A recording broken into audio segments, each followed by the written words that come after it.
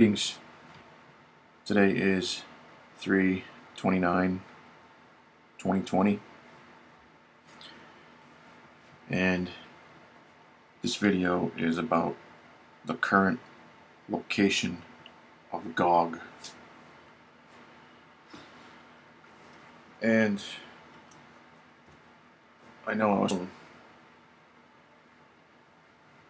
very interesting information about the location of Gog, but then I also fine-tuned the timing of the first rapture. So hopefully a little later today I'm going to put out another little video about the timing of the first rapture, and then tomorrow hopefully I'll be able to put out the second part of the 7,000 year timeline, because these two videos will help to bring more clarity to everything. Because when you see where the location, the current headquarters of Gog is, it just makes a whole lot of sense. Everything makes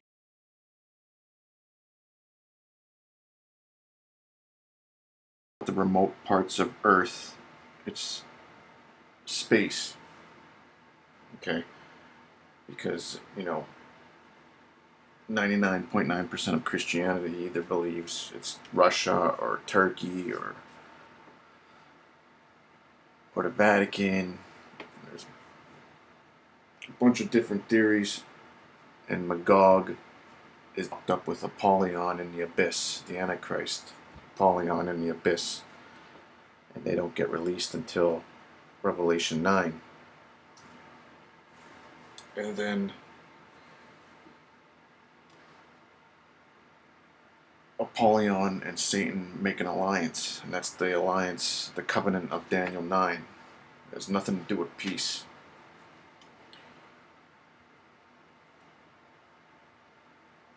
The reason why this makes so much sense to me, where Gog is located, is because in Revelation 6:14, and then it'll be here in near space until the 1,000 years is completed, the millennial reign, as they call it.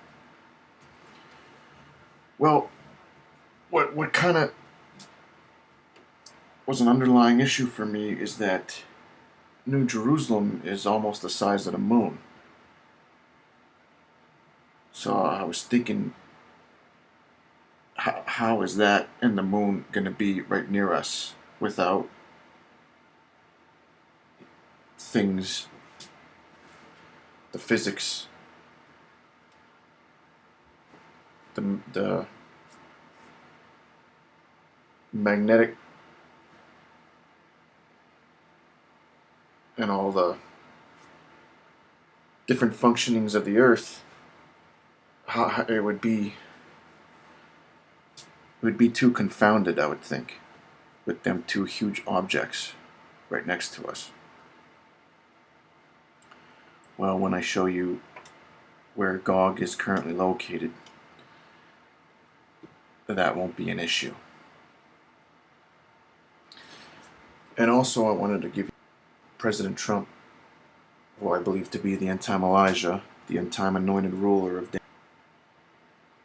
it's speaking about the end-time anointed ruler before the Messiah comes.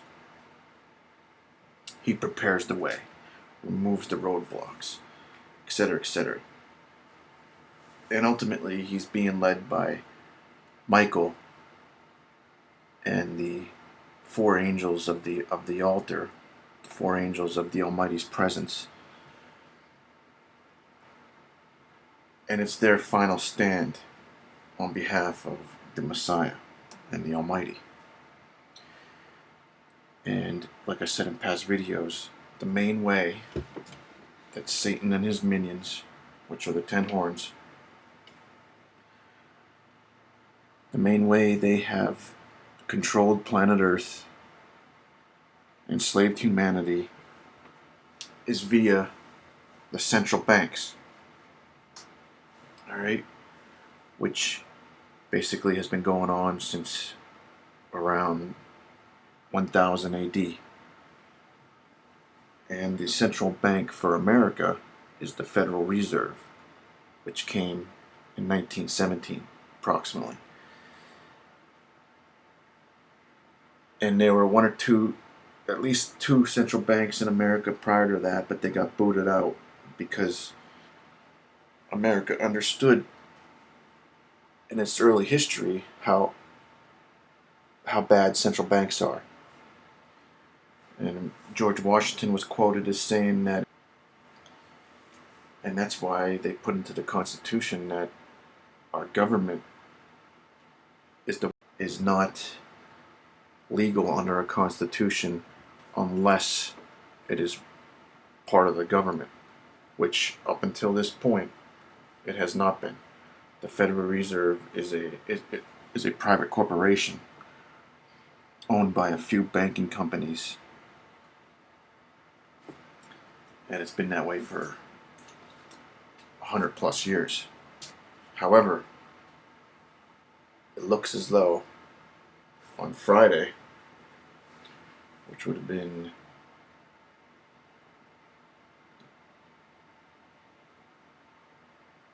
the 28th, I think, the president basically restructured the Fed into the Treasury.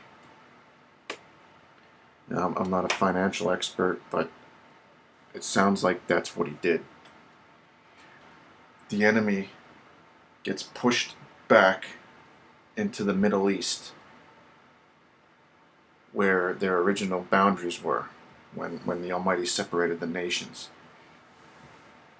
And that's the jurisdiction that they get in the fourth seal. And it's not a promotion, it's a demotion, because right now they controlled the whole earth. But once they start getting booted back, when the Messiah begins his conquest with the first seal, like I said, he's already shot out the hour, so the beginning stages are already set. Once he begins that conquest, they get pushed back into the Middle East completely. And like I said, I believe this is the first domino with President Trump basically nationalizing the Federal Reserve by bringing them into the Treasury. Now, from my understanding, Russia's already done that a couple years ago. But, of course, America's the biggest economy, so America doing it is a much bigger impact. Okay? So I just wanted to give you that heads up. And I encourage you to keep following. And we'll... Oh, man, don't tell me this is going to happen.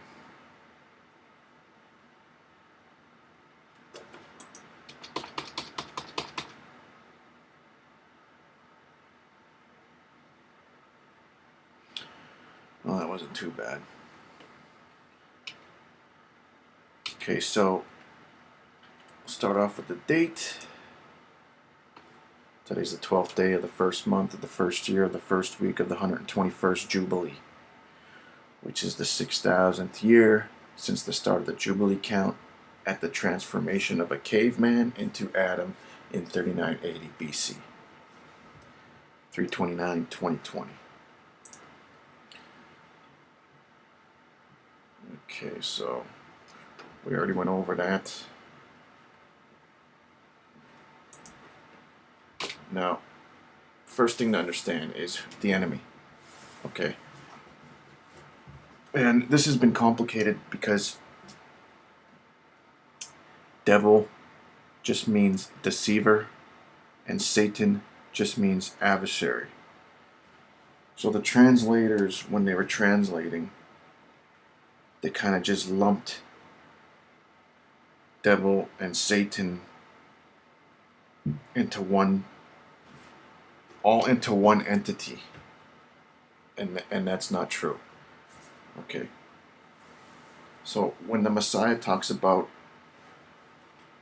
He's the father of lies. He was a liar from the beginning.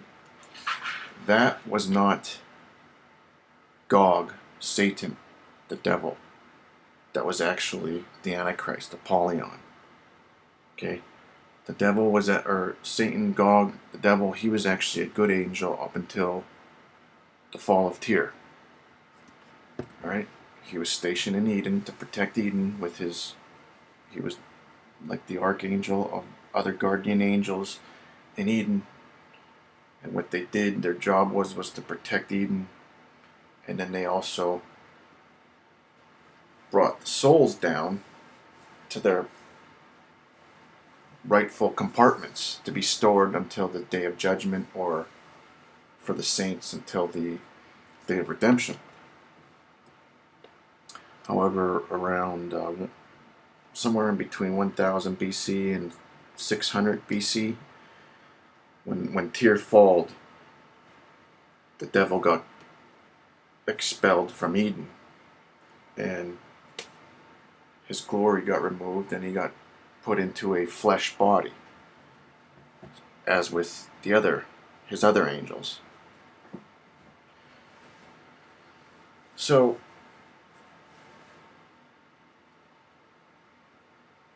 my point in saying that is because if in the scripture, if it talks about an entity that can move freely, then it's a demon. It's not the devil, because the devil cannot move freely right now. He's in a flesh body, along with his other angels that got stripped of their glory when they got expelled from Eden. They are currently in a flesh body. And he wasn't a liar from the beginning. He was a good up until the fall of Tyr. So when the Messiah was talking about the deceiver from the beginning, he was talking about Apollyon, the Antichrist, because he was the one that was a deceiver from the beginning, not the devil, Gog. Okay. So it's a little tricky when discerning that in Scripture, and the best way to understand it is that devil just means deceiver, Satan just means adversary, and then you look at the context of the sentence or the paragraph, and then you're able to figure out, is it talking about a demon? Is it talking about the devil? Or is it talking about Apollyon, the Antichrist, Azazel? Okay. And then we see when it like in Acts 10:38, when it says oppressed by a devil, that means it's a demon. Then there's the snares and the schemes of the devil. Then when you resist the devil, he will flee. Then in 1 Peter 5:8 talks about the devil prowling about like a lion, seeking whom he can destroy. And I talked about this in past videos. I believe that the alien abductions are actually Satan getting ready for the mark, testing all different types, experimenting on all different types of humans. And I also believe that they either eat humans or drink the blood of humans.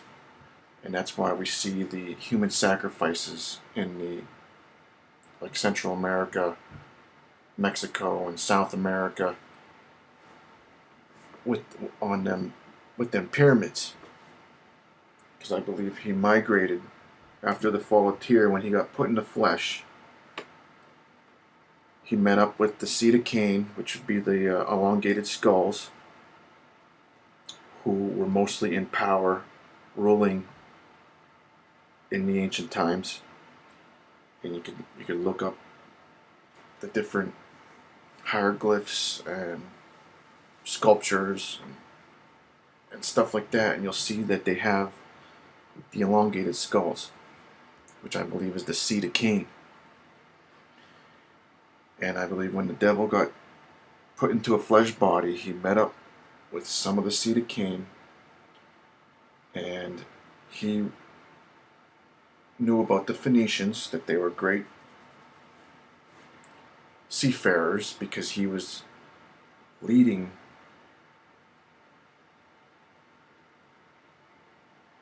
it would have been Magog in the beginning, but his influence moved down and like covered the whole of the Mediterranean.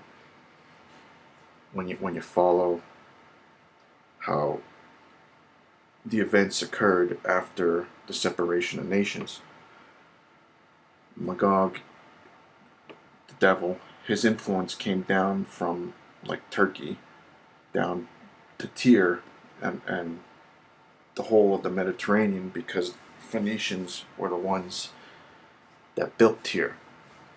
So he knew about the Phoenicians because he was basically leading them when he was supervisor over them before he got cast out of Eden and put into a human body, or not a human body, but a flesh body.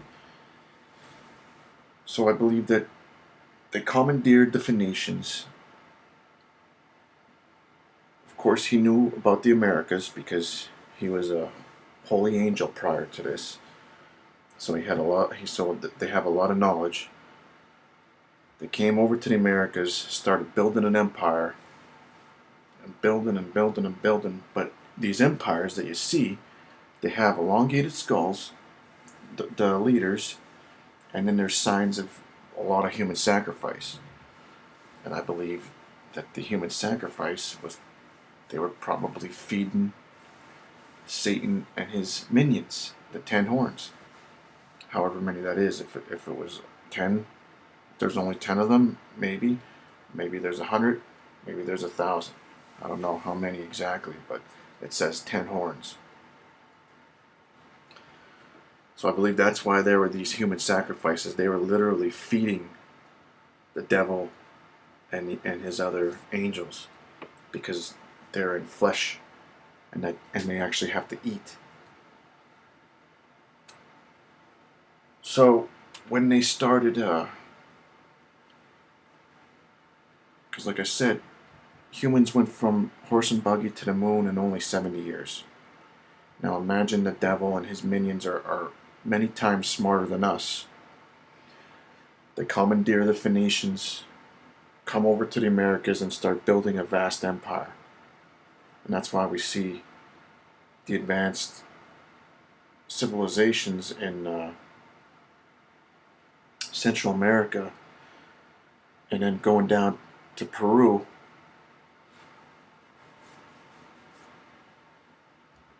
And nobody really can explain it. Well, I believe this explains it. It was the devil commandeered the Phoenicians. They came across the Atlantic, landed in Central America or Mexico or wherever, started building an empire, and they started getting advanced technology quickly because, they're a lot smarter than us. Then once they got enough technology, they moved down to Antarctica, went underground, started really building up their technology, and then they had, what we would call spaceships, UFOs.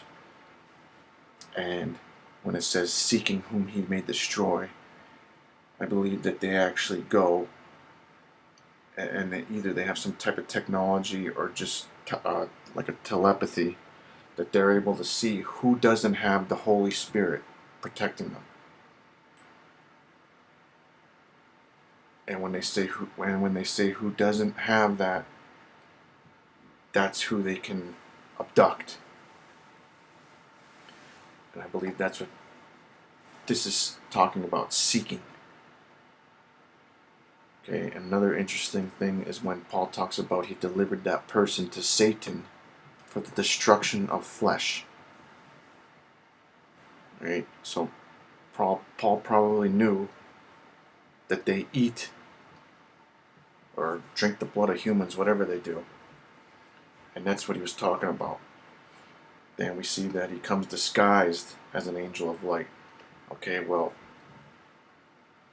if he was able to shapeshift, or if he was still an angel, he would be able to literally become an angel of light, because he would be able to manipulate the energy to make him one of them. He wouldn't have to disguise himself. But because he's in flesh now, he has to disguise, which I believe is hologram technology. And then when we see messengers of Satan, it's actually demons. Alright, hopefully that gives you a little idea that Satan and his angels are in flesh. The demons can still roam freely on earth. They can't go outside of earth. They have to be on earth. But they can roam freely. They're like energy. But Satan and his angels, the 10 horns, they are in a flesh body. They've been building an empire since about 600 BC. They came to the Americas, kept building up their empire, went down to Antarctica, went underground, kept building it, probably using robots, or maybe even once they got advanced enough, they were probably using biological robots, like cyborgs, that they control. And they probably don't even really need humans anymore, except for maybe to eat or for blood or whatever. I don't know exactly how it all works, but I do know, I'm pretty certain that this is how they migrated. This is how they advanced in technology, and advanced and advanced and advanced. And so Gog and Magog is Satan and the demons. Death and Hades is Satan and the demons. Satan is the leader of the 10 horns, which are the other, because I believe Satan was actually a leader of guardian angels who were stationed in Eden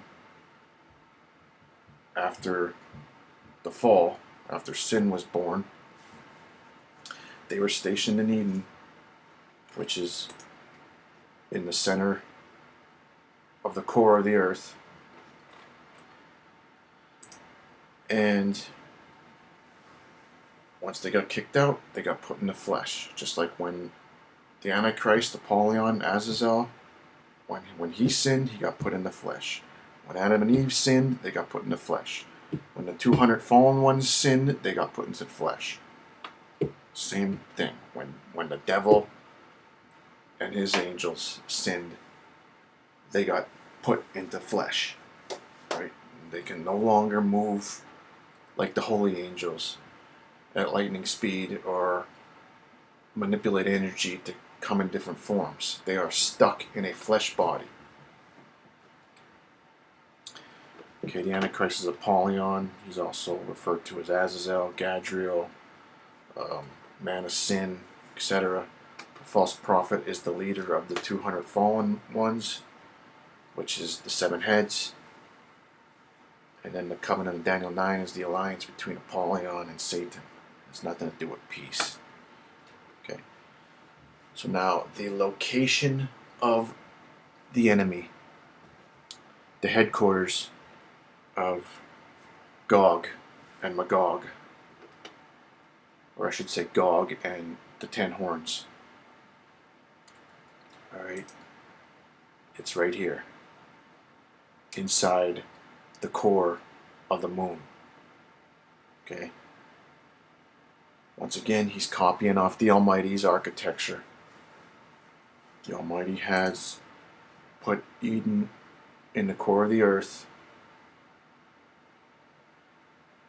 The devil was there, stationed there with his angels as guardian angels for a couple thousand years. Then they got booted out of there. So once they built their empire up and they got enough technology, they went to the moon and built their headquarters,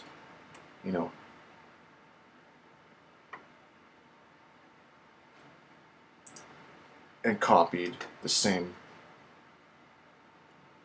architecture of Eden. Like I said, I think there's tunnels or some type of gateways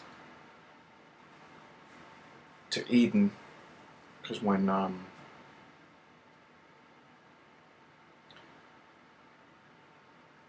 in one of the traditions, Adam came to gates, and then all throughout Scripture, it talks about gates.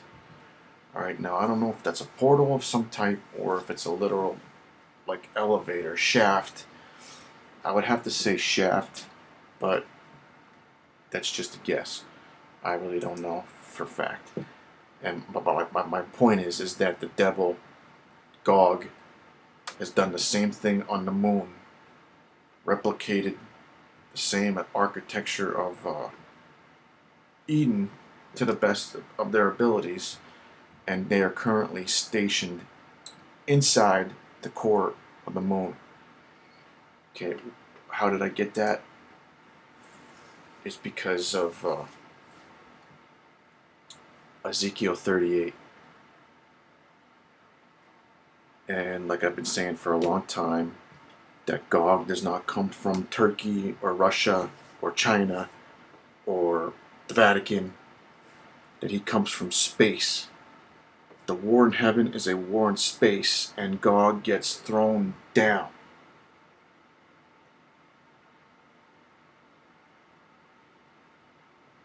And then he meets up with Apollyon after Apollyon's released, but this is all occurring in a very short time, so it's happening almost simultaneously. Then Satan and Apollyon meet up, make an alliance, and then they come down on Jerusalem and surround it. Okay, so when you look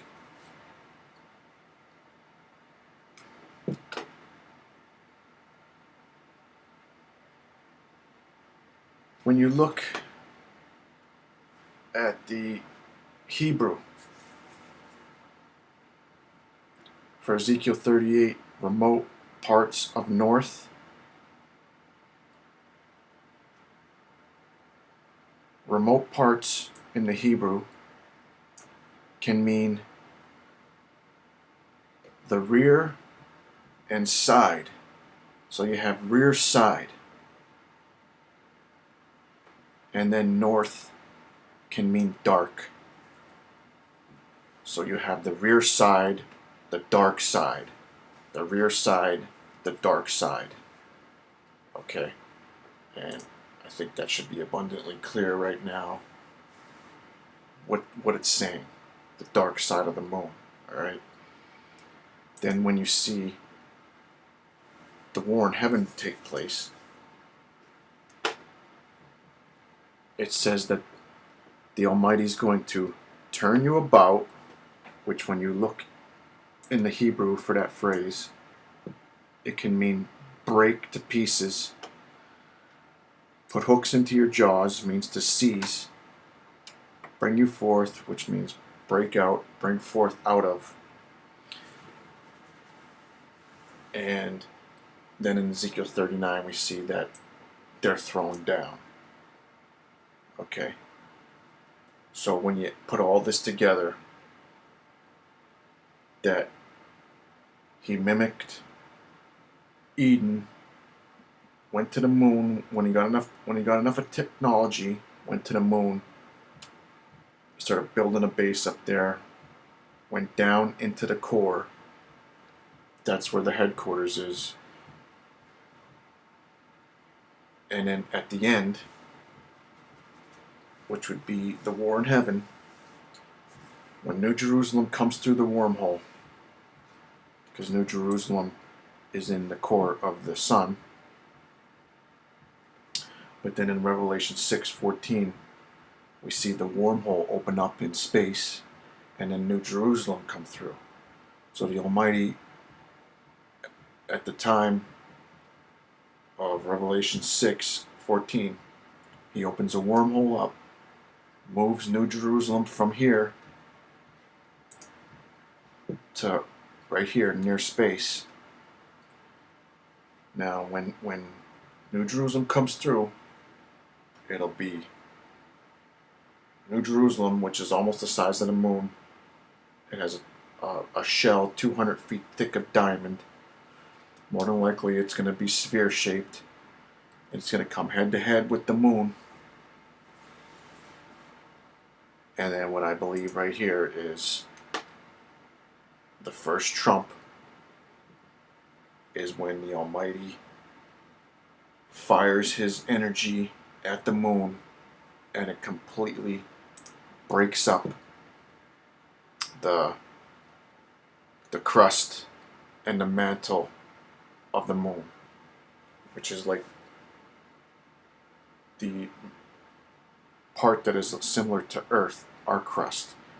He breaks all this up when He hits it with His energy. And when that happens, all them pieces scatter. But a lot of them come towards Earth. And that's the fallout we see from the first trumpet. Because whatever part of Earth is facing when that explosion occurs,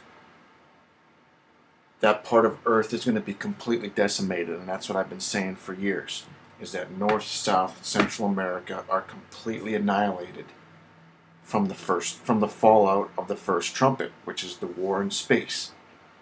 Okay, so New Jerusalem comes face to face with the moon. I believe He seizes it with His energy, holds it still, and then hits it with His energy, and it blows apart the crust and the mantle. And, a lot of it goes out into space. Some of it goes, to the left, to the right. But then whatever's facing the Earth is going to come at the Earth. And North, South, and Central America are going to be facing where that occurs at that point in time. And they get annihilated by the fallout. So then what's left? This inner core with the liquid molten lava surrounding it, and the devil and his minions inside. Okay, that's going to be all that's left after that. And I believe then the Almighty is going to use His energy and toss it to the Earth.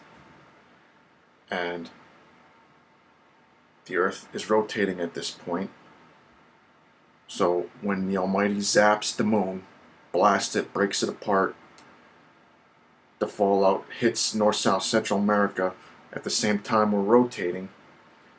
Now after the core is exposed, the Almighty, it says that He breaks it out, brings it forth, and then throws it down. And then this is where we see in the trumpets 2 to 4, we see the burning mountain, which is called wormwood, hitting the Pacific. Because as we rotate, the next thing that the fallout would hit is the Pacific. And that's why it's woe to the earth, woe to the sea, because of the war in heaven. Alright? And then now the 10 horns, Gog and the 10 horns are thrown down. They're in the Pacific.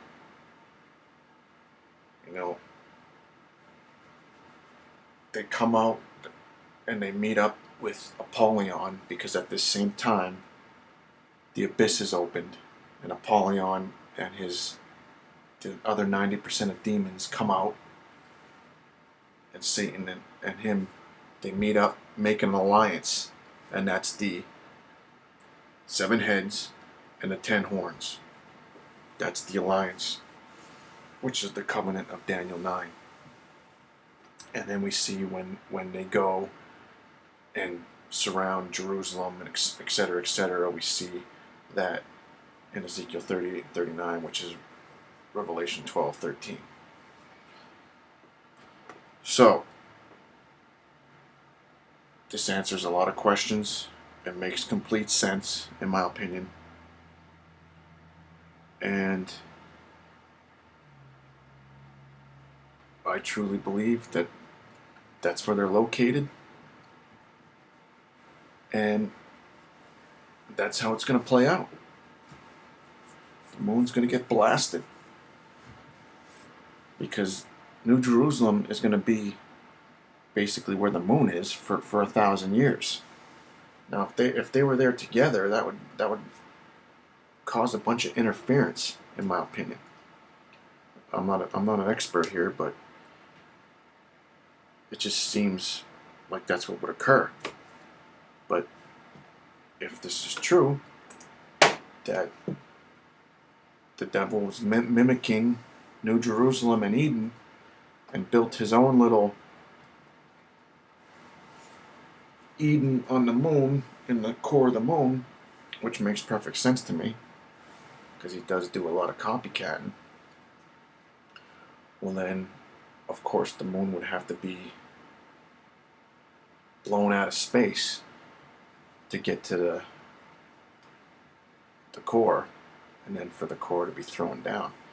And even the description of the mountain burning with fire is exactly what it would look like, because it's a core covered in molten lava. You know, like I said, their base is probably inside their main base. I'm sure they have other bases outside, like launching pads or whatever. And to give you an idea, it's an estimate of the size of the core is about 200 miles.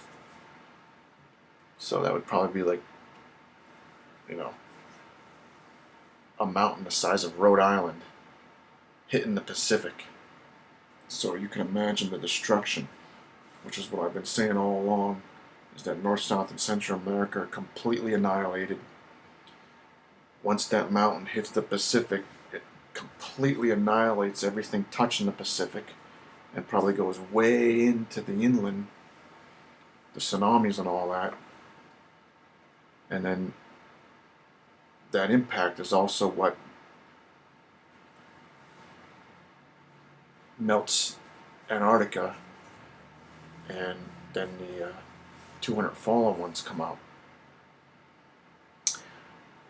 So, hope that helps. But I'm gonna, like I said, I got some excellent information concerning the first rapture that I'm gonna put out a little later after this. So, hopefully you'll see that one too, because that one's more critical than this one. So, may the will of the Almighty be done in the name of His only begotten Son, YaHushuWaH.